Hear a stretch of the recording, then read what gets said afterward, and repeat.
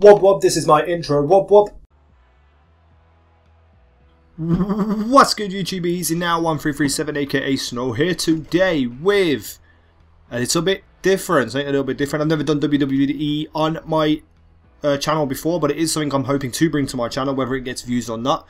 I'm a massive WWE fan, and today's video is discussing the predictions and what's going to happen at Survivor Series. So, in the background, you've seen a computer versus computer, Bray Wyatt versus Dean Ambrose, because I believe these guys will have the best match of the night. They will steal the show, and we will get into those just a little bit later. So, the pre-show has a new and improved Fandango versus someone random. Apparently, I don't even know if this is true.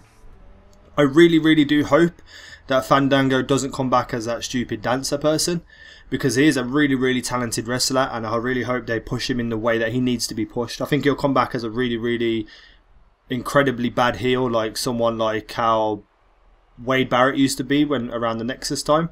I really see Fandango fitting that role well, so hopefully they bring him back and he does something special and they do the right thing by him. Now, the rest of the card for Survivor Series, on what I'm reading online here, I don't know if there's going to be any extra filler matches or anything, but these are the main matches that are listed here. It doesn't look that impressive, to be honest, at all. Absolutely just doesn't look great.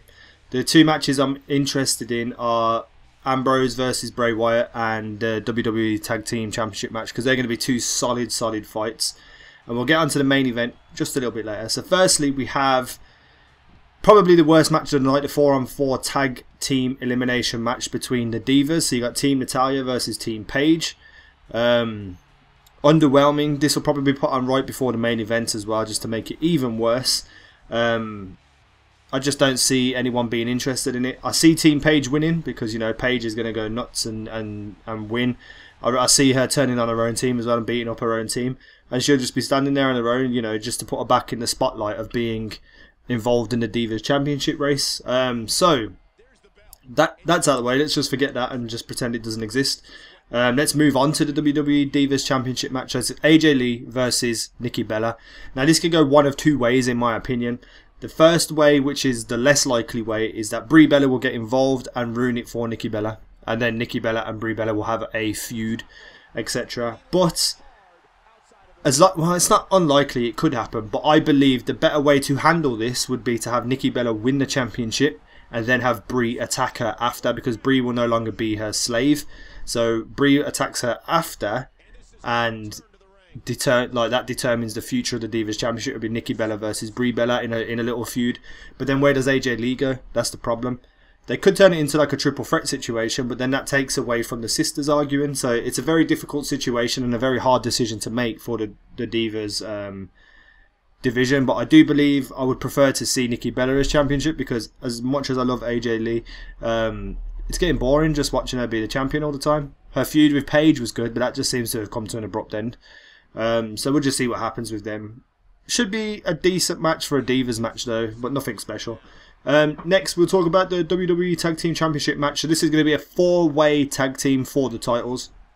So we have the Goldust and Stardust combination with the champions versus the Usos versus Los Matadores versus Miz and Mizdow. Now this is going to be an incredible match. It's going to be high intensity, high paced. It's going to work really well. The Usos are solid, always performing well.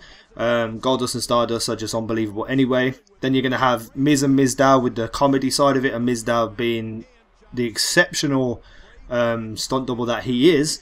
He will bring in the entertainment. He will draw in like everyone being focused on the match because he'll be there. And then you have the Los Matadores, who I don't really know much about. They're good fighters, they're solid fighters, but I think they're pushing them just a little bit too early for the Tag Team Championships. But if they were going to fill the last spot with a 4th tag team, they would be the right ones to pick. So the winners of this match, in my opinion, will be Miz and Mizdow. Mizdow's popularity has just shot through the roof, and to make him a champion as well, and then all the bits that him and Miz can do together with the championships. I mean, it's a gold mine. It's gold. So I do believe Miz and Mizdow will win. It's going to be a really good fight, but a really funny one as well. So I'm looking forward to that. And next we have Ambrose versus Bray Wyatt. What I believe to be the match of the night. This is going to be an unbelievably technical masterpiece between them both. And I know technical masterpiece isn't probably the right word to say, but they're going to be able to work together. Their choreography of this fight is going to be impeccable, because these two wrestlers are the two of the most underrated wrestlers in the whole of the WWE at the moment. Even though they are getting pushed a bit, but they're still underrated. They should be champions. They should be fighting in a championship match, but that's not the case. So they both have a lot to prove. They both need to be on top of their game to push themselves further into the spotlight.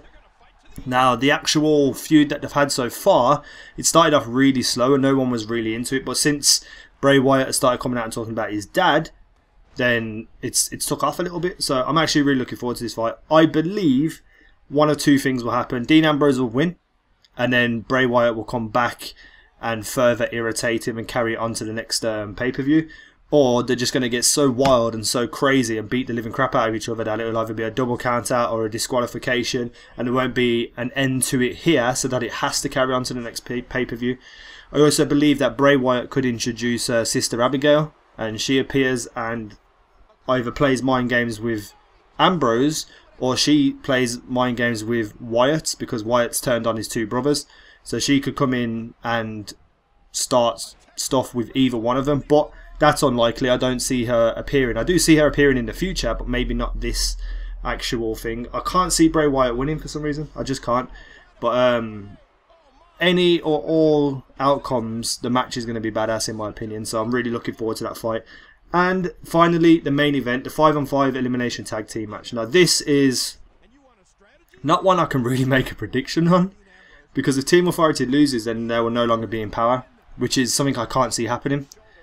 But if Team Cena loses, everyone except John Cena will be fired, and I just can't see them firing Ziggler or Eric Rowan. I just can't see it happening. Big Show, I mean, is past his prime now. He's going to be retiring soon anyway, but I just can't see them firing people over a match. It just doesn't make logical sense. So unless they get rid of a couple of them, oh, I'm Ryback as well, of course, sorry, I can't see them getting rid of them for a short amount of time and then Vince McMahon comes into power and rehires them. I just don't see that happening. Ryback is really on top of the game at the moment. Everyone loves him and his intensity is just killing it. So I just can't see how they're going to do this. The only way they could do it, in my opinion, is if before the fight, during the Survivor Series event, you see Cena's teams dropping out one by one.